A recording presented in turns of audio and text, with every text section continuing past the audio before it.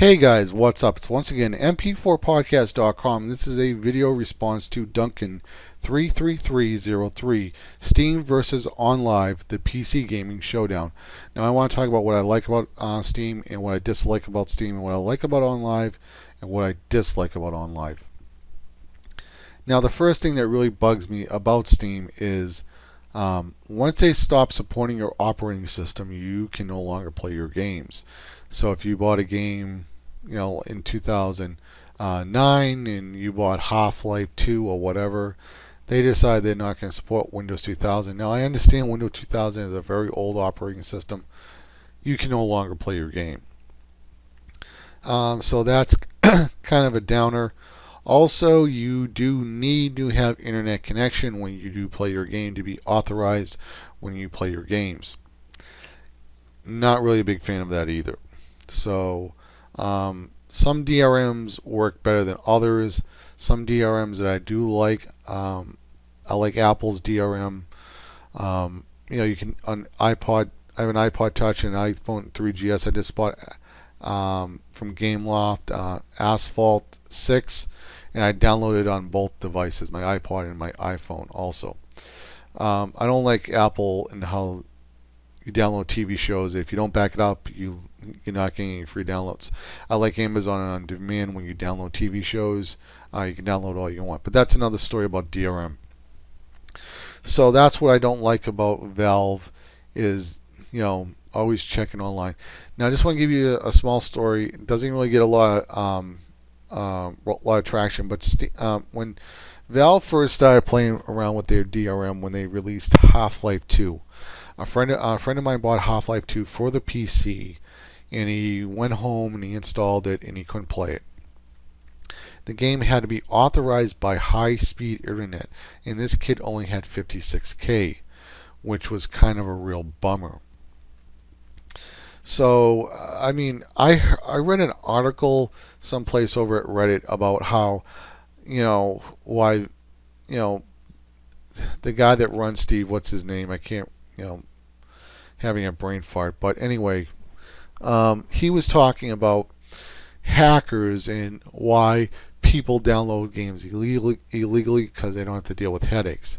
Ubisoft is well known for crappy DRM. Gabe, that's his name. At the same time, Valve is also at fault at doing that as well. So I kind of don't like that. If they want to have the best DRM, and I don't like DRM, but it should authorize on your computer, and then you don't need internet access to play it. Just like iTunes. Okay, you don't need internet access once iTunes authorizes it on that device. That's how it should work. However, what I do like about Steam is very affordable prices, patches, auto updates, so that's really good. Now I'm going to move on to Onlive. What I like about Onlive and what I dislike about Onlive.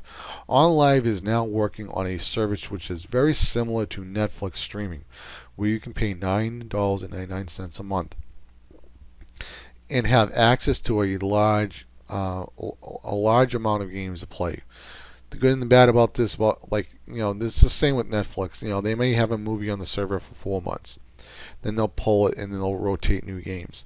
So you don't really own them. It's more like you're watching HBO. That's how these services work, like Netflix streaming. They get a bunch of movies at one time. They say, here, you can watch these, whatever. It's not like you can go and pick new releases as they come out on DVD or whatever.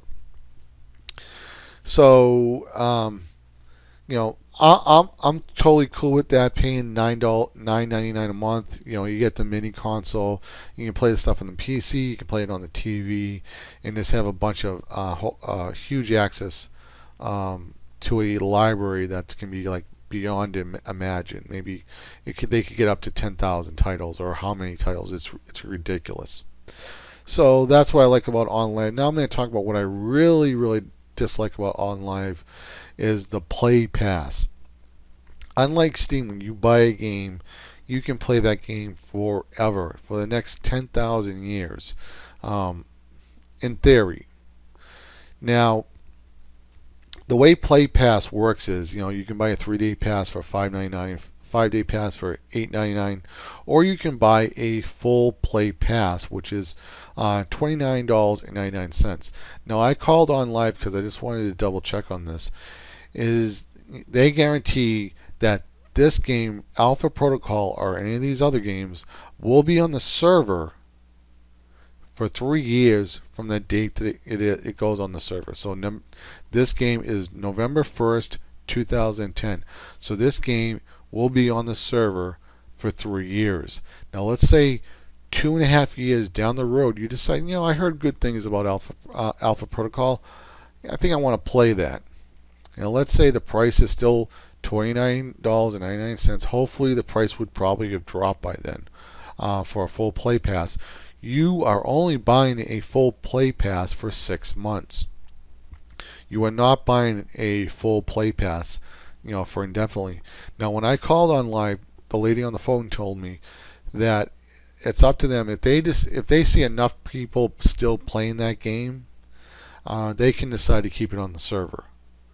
So that's something that I don't really like. I'm more in favor of Onlive doing the Netflix thing. Okay, I'm completely cool with that. But other than that, I'm not really down with Onlive. Now I do want to talk about this YouTuber who's a really great guy. This guy is a college professor. I guess he teaches gaming or programming or whatever he does, and he's a pretty much like a retro PC gamer. He covers Amiga, Commodores, Apple computers, PC gaming, and whatever.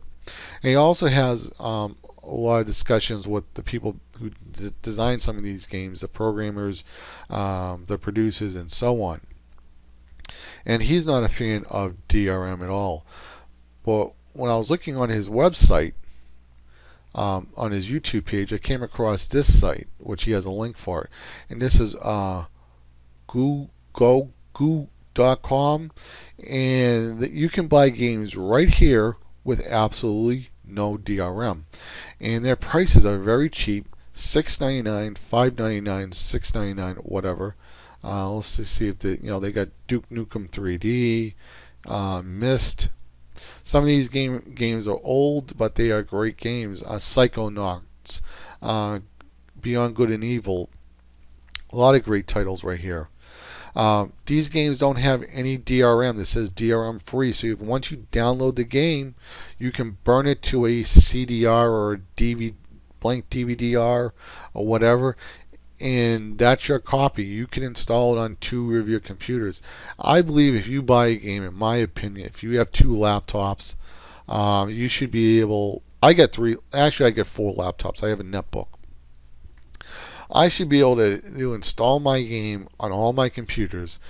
And if I have a USB stick or whatever, and I want to take my save files and go to the other computer that's downstairs and continue playing my game someplace else, I should be able to do that. Okay, so that's why I'm really against DRM on PC gaming. I don't like being tied to just one computer. Now, I'm completely against piracy. I don't believe it's really a good thing. I believe it can hurt customers. However, I believe that companies take it too far on DRM, and I think this site has it right. They have affordable prices, no DRM. I have a Dell laptop, I have an HP laptop, I have an IBM, and sometimes I'm on a different computer and I just want to maybe play my game over there. And it's the same thing that I have the problem with buying games on from the App Store. Like I just bought App Assault 6, and I might get so far into that game, and maybe the battery's low on my iPod Touch 4th generation, so I can still play the game on the iPhone 3GS, but I can't move my save files from the iPod Touch to the iPhone 3GS. I wish that there was like maybe even like a SD memory card slot in all the iDevices, where I could take that and move my save files, or maybe Apple could work out some way of moving my save files for games so I can pick up from a different device. So that's what I really like. So if I'm buying games, I'm buying games here, and I really like that. Now, don't get me wrong, Onlive and Steam offer great services, but you should be aware on how these services work. Okay, Onlive, no headaches installing games. You don't have to worry about hard drive space, patches, downloading stuff. It's all instantaneously. And if you're somebody who doesn't care about owning a physical copy or caring about playing the game, after you beat it, Onlive is a great alternative. It's plug and play. Steam's pretty much almost the same, but you actually have to download the full game to your computer, and you would have to have a system that could run that game. With Onlive, you know, it, they do all the processing for you. You know, so if you buy something on Live, and your computer can't play it, on Live is a perfect alternative. Where Steam is, you just have to worry again about the operating system still being supported. So that concludes my reply to Duncan's Steam versus OnLive video. I agree with a lot of what Duncan said. However, I just want to touch on some of the stuff that most people aren't aware of. So once again, guys, this is mp4podcast.com signing out. And if this video has helped you, please subscribe to the channel. Please rate, comment, and favorite.